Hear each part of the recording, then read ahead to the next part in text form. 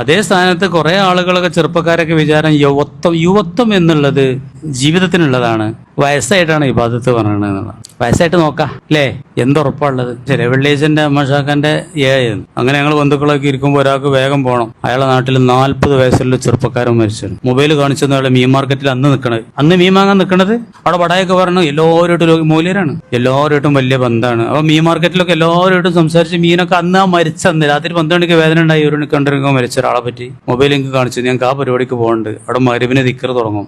40 വയസ്സ്. എന്റെ മാഷാക്ക് 76 വയസ്സിലാണ് മരിക്കണത്. വെള്ളിയാഴ്ച രാത്രി, ബുധനാഴ്ച പെട്ടെന്ന് എന്തോ ബ്ലീഡിങ് രക്തസ്രാവം ഉണ്ടായതാണ്. അതുവരെ ഒരു ആരോഗ്യ പ്രശ്നമില്ല. തോട്ടത്തിലൊക്കെ പോയി എല്ലാ പണിയെടുക്കുന്ന ആളാണ്. അന്നും തോട്ടത്തിൽ പോയിക്കണം. തെങ്ങിന്റെ ചോട്ടിലൊക്കെ പോകും, വളമൊക്കെ സ്വന്തം ഇടും. ഇതല്ലേ മരണം? അതൊക്കെ ഇവിടെ പറഞ്ഞു, ഇറക്കി വിട്ടപ്പോൾ പറഞ്ഞു വലക്കും ഫില്ലറിൽ മുസ്തഖറും മത്താവൻ, നിങ്ങൾക്ക് ഭൂമിയിൽ പാർക്കാം. മുസ്തഖറുണ്ട്, മത്താവ് വിഭവങ്ങളും ജീവിത വിഭവങ്ങളുമുണ്ട്. ഇലാഹീൻ അതാണ് ആ ഹീനാണ് ആ കണ്ട്. 40 വയസ്സുകാരന്റെ ഹീൻ അതേന്ന്. അതുവരെ മീനും ചോറും വീടും ഒക്കെ ഉണ്ട്. ആ ഹീൻ കഴിഞ്ഞാൽ പിന്നെ അല്ലട്ടോ, എത്രയും പെട്ടെന്ന് മറടക്കുക എന്നുള്ളതാണ് അല്ലേ.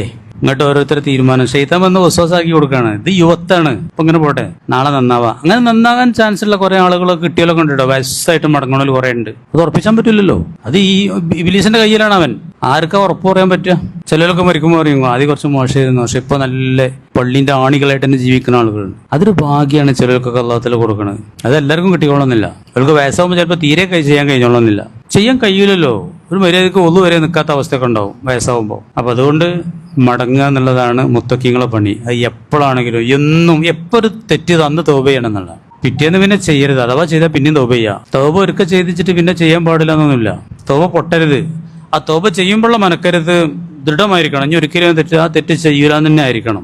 എന്നാലും ഒരു പക്ഷെ തെറ്റ് ചെയ്തെന്ന് വരാം. വന്നാൽ പിന്നെ തൗബ ചെയ്യൽ തന്നെ പണി.